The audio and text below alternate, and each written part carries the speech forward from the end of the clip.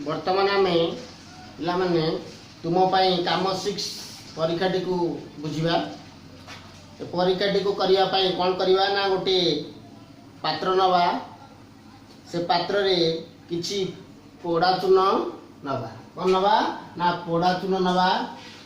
पोड़ा चून रो संकेत हला कैल्शियम ऑक्साइड CaO। रासायनिक नाम तार हला CaO कैल्शियम ऑक्साइड। तापर कौन करवा ना से पात्र रे किछि जल नवा। कौन नवा जल नवा। जलर संकेत हला H2O। जलर संकेत कौन H2O। से पात्र रे जल नेले देखिबा जे से पात्र टी कौन हबो ना उत्तप्त हे जीवो। कौन हे जीवो ना उत्तप्त हे जीवो। ताप उत्पन्न करिवो गरम हे जीवो। काहे कि ना पोड़ा चून बा कैल्शियम ऑक्साइड सहित जलर गोटे प्रतिक्रिया हम रासायनिक प्रतिक्रिया हम। रासायनिक प्रतिक्रिया होई सेतरे सम्मित चून सृष्टि हम। कौन सृष्टि हम ना सम्मित चून सृष्टि हम जहा रो रासायनिक नाम कैल्शियम हाइड्रोक्साइड CaOH रो होल 2 सृष्टि होला परे हम सेतरु कोन करबा ना जो पानीटा सृष्टि होला चून पानी। कौन सृष्टि है ना चून पानी सृष्टि है।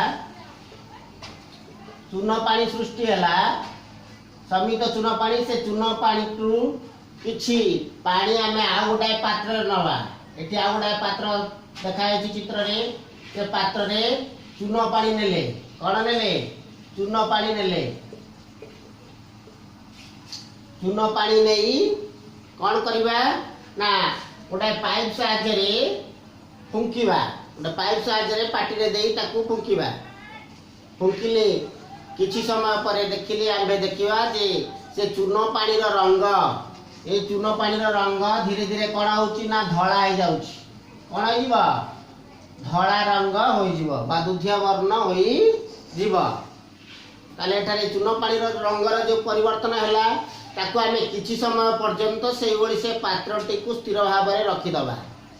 रखि देले कौन देखिबा ना से पात्र रो तळ भाग रे किछि कठिन पदार्थ बसि दिवार आंबे देखिबा को पाइबा। तले से सब कठिन पदार्थ गुडी तो हेउची कैल्शियम कार्बोनेट। कौन हटे ना देखिबा से पदार्थ गुडी को आंबे देखिले देखिबा जे ता रंग कौन हटे धळा रंग रो हटे। से धळा रंग रो कठिन पदार्थ गुडी कर नाम हला कैल्शियम कार्बोनेट। कैल्शियम कार्बोनेट रो संकेत हला CaCO3। CaCO3 एठारे चून पानी अंगारकाम्ल सह प्रतिक्रिया करी गोटे नूतन पदार्थ सृष्टि कला जार नाम हला कैल्शियम कार्बोनेट जोटा कठिन पदार्थ रूपे तले बसी गला।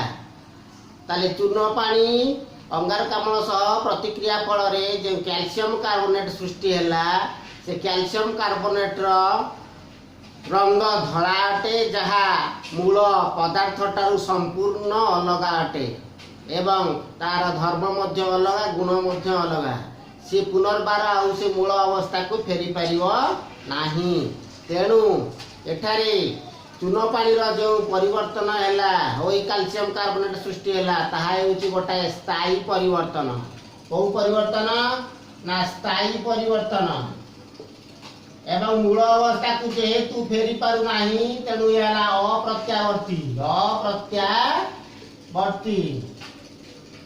एवं नूतन पदार्थ गोटा सृष्टि हेउची जहा कैल्शियम कार्बोनेट नाम रे परिचित। तेणु यह हेउची गोटे रासायनिक परिवर्तन। को परिवर्तन रासायनिक परिवर्तन।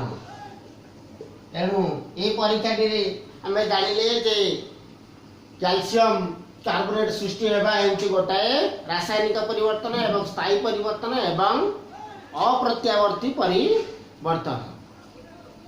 एटी कोन का के का सहित प्रतिक्रिया कला ताकू मन रखिबा ना समित चून